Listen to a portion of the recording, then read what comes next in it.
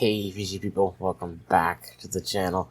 Today we're going to be looking at a fish that I feel has been a long time staple in the aquarium hobby, and one that is often sold to tanks that are far too small for it, that fish being the common pleco.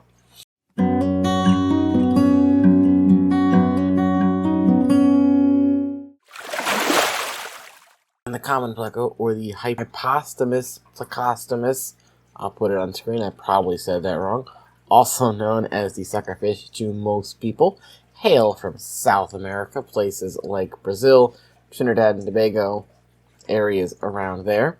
Now, I said they're often sold to people with, tanks that are too small to house them adequately enough. And that's because the average size of these guys in the wild gets upwards of 24 inches. Now, most tanks would be too small to house that. Now, most we keep in captivity only are going to get around 15 inches, but there's always that potential that they can outgrow that average of 15 inches in captivity and get to be this massive size pleco.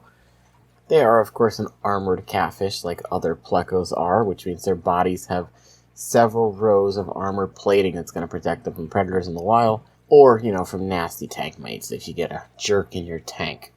Now, the average lifespan of these guys is also about 10 to 15 years, so they are going to be a very long-living fish in the realm of fish. That's about the same average range of most dogs, so be prepared for a long commitment if you're going to get these guys. I feel like one of the reasons they're so popular is because they're very easy to take care of, and, they can adapt to a wide range of parameters.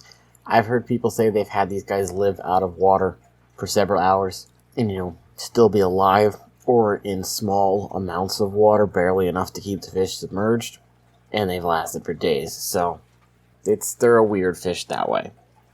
As far as tank parameters go, size-wise, it's going to be much larger than you'd probably think if you just see them at the store and you get them and they're only a couple inches big. Minimum tank size for these is going to be 75 gallons, and that's even probably too small. That's simply because of how big they get. Now, think of yourself, if you've ever taken a plane before, sat in a small movie theater, sat in the back of someone's car. You don't have a lot of leg room if people have their seats back too far. Now, think about living in that permanently. Now, put a 15-inch common pleco in your 20-gallon fish tank. They're only about 2.5 feet wide, so more than half of the tank size is going to be the pleco. They're not going to have enough room to move around. That's why you're going to want a larger size tank with these guys. And for the actual parameters of your water, temperature range from 70 to 86, pH is 6.5 to 7.5. They're going to handle most changes in your water, but once you have them settled, don't really drastically change anything on them. Now, food-wise, they're going to want, mostly veggie diet, so, I would say 85 to 15% protein.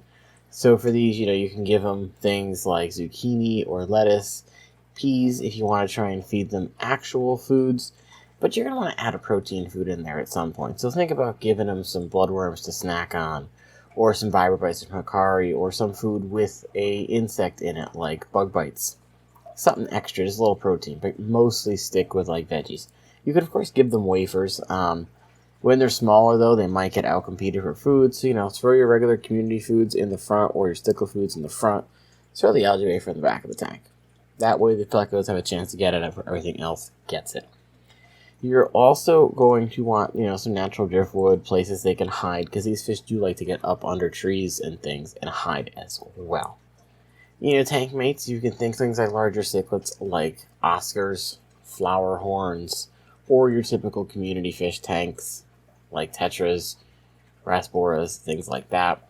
Now, some people, have put them with goldfish.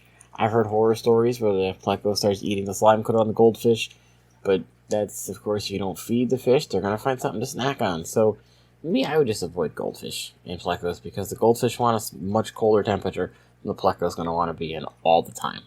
These fish are definitely an interesting one to keep in your tank if you, of course, have the appropriate size tank for it. They will, help keep your tanks clean. But, given the overall size they get and the large tank requirements to keep one, let alone two, for two of these guys, the size tank that is suggested across various websites and groups and things of that nature and videos is around 300 gallons. Can you imagine a 300-gallon tank for just 2 common plecos if you wanted to try and breed them or something? So I'm only gonna safely give these guys a 4 out of 10 because they do require such a big tank and they don't really do much. I can see having one big tank for something like a flower horn or something else that's gonna actually have some personality versus a pleco that's just gonna sit there and suck on the glass all the time. Anyway, I hope you guys did enjoy this video. If you did, leave a comment down below. Let me know if you've kept common plecos, if you were sold one because the people were like, oh, I came here for an algae eater, and they thought, okay, here's a pleco. And of course, leave a like on the video, and I'll catch you guys in the next one.